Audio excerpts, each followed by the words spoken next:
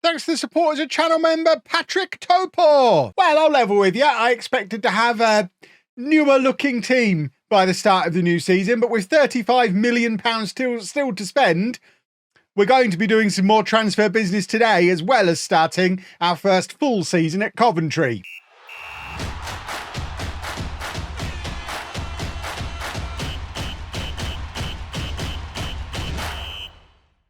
And welcome to Club 2, Part 6 of Non-League to Legend. I'm Kevin. Coming up on today's episode, we're starting the season against Middlesbrough and then finishing the transfer window and probably showing you maybe the MK Dons game. We're gonna get this whole thing will happen throughout the episode as we continue doing transfers. We've got so much money burning a hole in my pocket. I just hope we've got enough of a squad to get us through the start of the season until we bring in our shiny new boys. We have promoted a bunch of youngsters from the youth setup to the first team squad just so that we can fill a bench for today.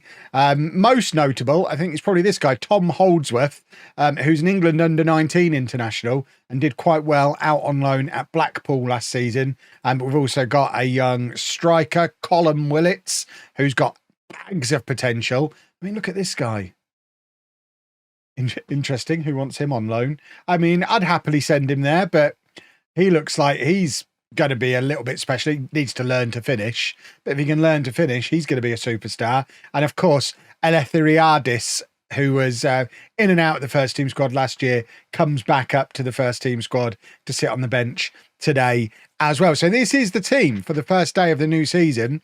If we have a look at the media, they think we're destined to finish mid-table, similar to what we did last year. They don't seem to be taking into account we still have £35 million to spend. So fingers crossed we can add to this. At least this way, we'll get a good idea of what we need by looking at what we've got. But it's very similar to what we ended last season with. So Travers in goal, a back four of Scales, Gozzi, Elaine and Donnelly.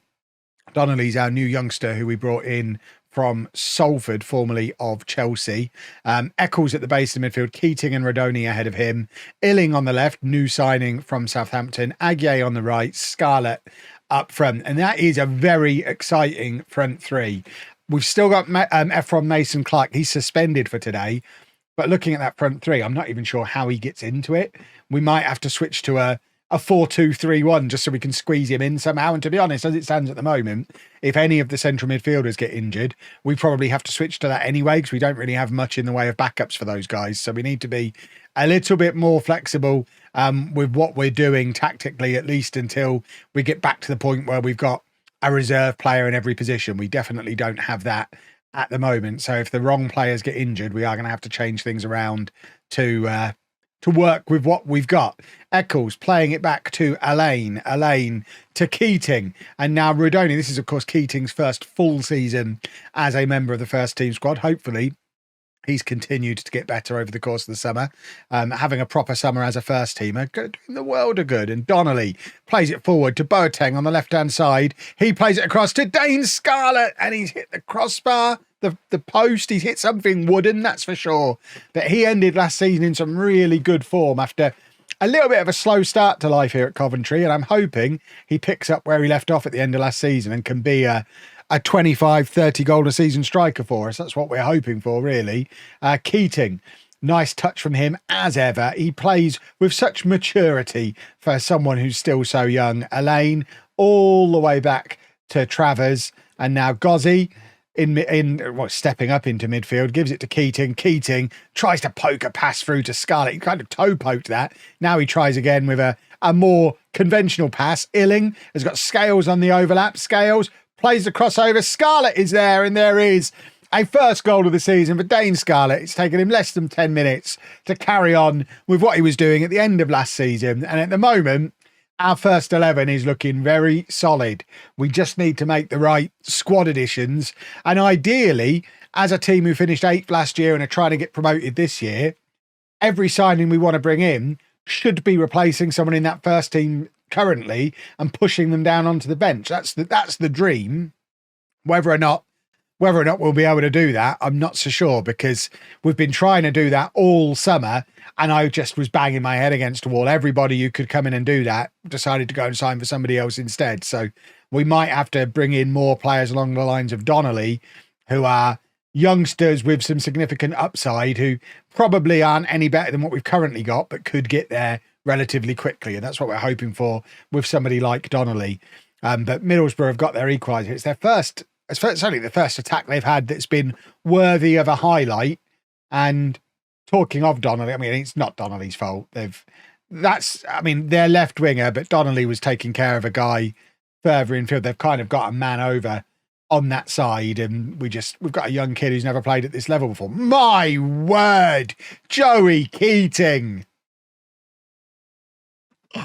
Oh, we have an absolutely incredible young talent. That is one of the best free kicks I have ever seen on Football Manager. Absolutely stunning. That boy is our next captain. That boy is the man who will lead us to the Premier League. And if he's adding that to his repertoire this season, he is going to be something else. And Illing has scored as well. And all of a sudden, we've gone from being pegged back to 1-1 to 3-1 in the lead. And it's the exciting youngsters. We've taken a team that was full of 30-year-olds and slowly but surely over the course of the last year have just replaced them with younger players. Obviously, Keating, the youngest of the lot, but Scarlett is 24, 25. Illing, I think, is the same. Agye on the other wing, relatively young, much younger than the likes of Mason Clark and Johnson and Okereke, the front three that we had last year. This entire front three, the average age has gone down by at least 5 years since January. So I'm complaining that I've not been able to do much in the way of transfers, but the actual team is very, very different from what it was a year ago. So I think it's more a case of the fact I know how much money there is burning a hole in my pocket and I'm not used to not spending it all. But worry not, I am still going to spend some more. I'm not going to sit with this. We need to add some more players because the bench is half full of youngsters. We at least need some sensible reserves to these players. But at the moment, we're playing against a good Middlesbrough side and we have looked really, really good. Right, Illing is tiring. Bonner can come on for him. Eccles is going to come off as well. Egan Riley, one of the summer signings, can come on for him. Elaine is tiring. So Murasic comes on for him. We need another right-footed centre-back as a matter of urgency. We only really have Elaine as the only one at the club. So Scales, Gozzi, Marusic are our three left-footed centre-backs, and they're all on the pitch at the same time at the moment. Scarlett's going to come off for the youngster Willits. Why not? That's why you have him on the bench. Aguirre's going to come off. We'll put Rodoni forward and we can bring on Tim Irogbenum, the new signing from the summer. He can come on. I mean, could we play Keating further forward maybe? Do we want to mess with Keating? No, we'll leave him playing as the Mazzala. Rodoni goes out there on the right-hand side. He's not going to play as a playmaker though. He's going to have to go out there as a winger. And we're not going to play Willits up front. It's going to be Bonner who goes up front and Willits is going to go out onto that left-hand side because Bonner is my backup striker for this season. He was looking good towards the end of last year and we're going to try to avoid wasting him on the wing this year as often as possible. That boy is going to play centre-forward. And Willits, as we saw before the match, with 6 finishing, he's not ready to play as our central striker yet. But that is a good win for the first day of the new season. Like I say, we're going to play a lot of matches off camera now. I will keep coming back to you and let you know as transfers happen. For example, we've got another winger that we're trying to bring in. Oh, he's not scouted very well at all. No, okay. We pull out of that one. Oh, goodness me. We will keep trying. And in the meantime, I'll let you know how we get on with the matches in between as well. I imagine our next match will be McDonald's on the 2nd of September. Hopefully with 4 or 5 new players. Well, I spent the money. Finally, I have spent the money. Scott McKellar, Scottish international centre-back, has come in on loan for the season from West Ham. Coney de Winter is the most expensive player in the history of the club. Belgian international, 6 caps for Belgium. We've spent £22.5 million on him as a centre-back. Somto Boniface is a 23-year-old English under-20 international left-back who joins us from St Johnstone. Hassan Amrouche is a 19-year-old Algerian international who was wanted by Arsenal. He's a natural at centre-back and left-back and comes in as comes in for £10 million. And then we also got Lennell Osborne, who's a 19-year-old English under-21 international on loan from Spurs for the season. He is a central midfielder. And then lastly, Angeru Olabarrieta is a 23-year-old Spanish winger, natural on either side, joins on a free transfer from Athletic Bilbao, just to be a backup option for us in those wide areas. We've loaned out a lot of the youngsters who we'd moved up into that first team squad. We do still have a little bit of money left. We'll save that for January and we'll have a lovely time then. And this is the team that is going to go out there and face MK Dons. And we need a win because the last 4 matches haven't been pretty. So we could really use a win here. So it's Travers in goal, a very new look back four. Boniface, Amrouche, De Winter and Brie. Beckles behind Keating and new boy Osborne. And then Mason Clark on the left, Aguier on the right, Scarlett up front. Mason Clark is the new club captain, by the way. And like I say, we really, really, really need a win today or else I will start to worry just a smidgen. I've got high hopes on this centre-back partnership, though. This is a centre-back partnership that should be good enough for the Premier League. So we're starting to build a team that can play in the Premier League next year. Now we just need to make sure we're in the Premier League next year. And it is McDongs who are attacking early on, and we need to nip this nonsense in the bud. Because if they score against my shiny new back four, I'll be... Oh, see, that's not ideal. Joey Keating giving away a penalty. My hero, our future captain, giving away a penalty early on. And now we need Travers to do us a favour or we do fall behind against McDongs. And, oh, it's horrible. Oh, it's horrible. Well, now we've got it all to do, because if we make it five matches without a win, I do start to worry a little bit. After the money we've spent over £40 million over the course of the summer. Yes, we've generated pretty much all of that ourselves, but that is a large amount of spending, the kind of spending that should lead to us pushing for promotion, not being stuck down in mid-table after the first 6 or 7 matches. Osborne looked like he was fouled there, but apparently he wasn't. It comes back to Boniface, and he plays it infield to De Winter, who's got options ahead of him, including Boateng, who's got Brie on the overlap if he wants to use him. Keating now, he can find him probably, but gives it back to De Winter. Beckles now, and now Keating again, this time facing forward, but gives it back to De Winter again. And now Keating has another look and again gives it back to De Winter. What are these two messing around with? Just get the ball forward, somebody. We'd love to do a goal.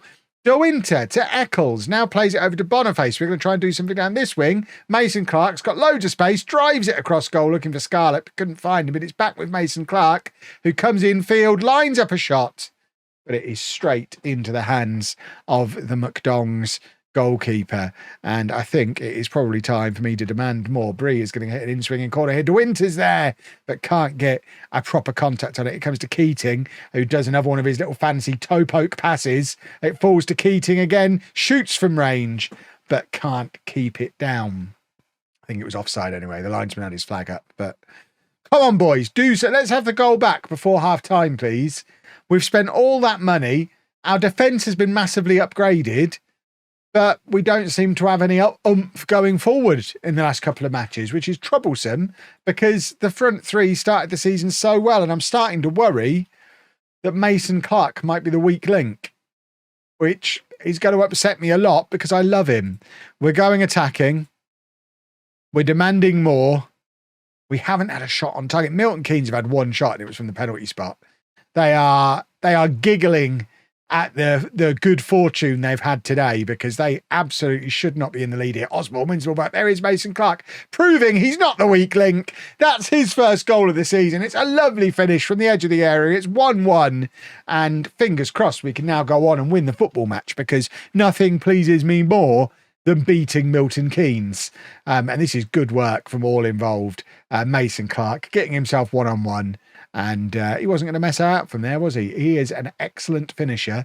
And now go on and win the match, lads. We're going to offer some encouragement. We have actual options down on the bench now, which is a lovely novelty. Illing can come on for Mason Clark.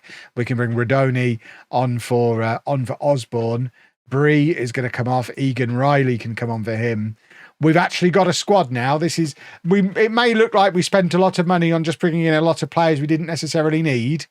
What we've actually done is developed a squad. So we have substitutes that can come on now. And we've sent a lot of the youngsters who aren't quite ready for the first team out on loan. So we're sorting ourselves out for this season, but also building for the future by allowing those young players to go out and blossom on their little loans. Right, we're making 2 more changes. Scarlett not played well at all, so Bonner's going to come on for him. And we're also going to bring on Irogbenham. He comes on to play at the base of the midfield. And can we do a goal, please? Yikes. Yikes, yikes, yikes. Travers, I think, has actually pushed that around the post. Excellent work from him. I'm going to demand more because it's MK Dons and we need to beat them. So if we could do a goal, please, lads. Anybody? Doesn't really matter which one of you does it. Just somebody do. There's been 2 shots on target in this match between the 2 teams. What a pathetic game of football that has been. But we're 8th in the league. It's where we finished last year. It's going to take a little bit of time for the new boys to gel. But I think we now have the basis for a squad that can get us into the playoffs this year. So fingers crossed we prove that between now and the next episode. Posher in the Championship. Might show that. It's on the telly as well. I think we might have to show that in the next episode. But if you've enjoyed that, please make sure you leave a nice big thumbs up on there for me. Subscribe to the channel for daily Football Manager videos. And thank you very much for watching.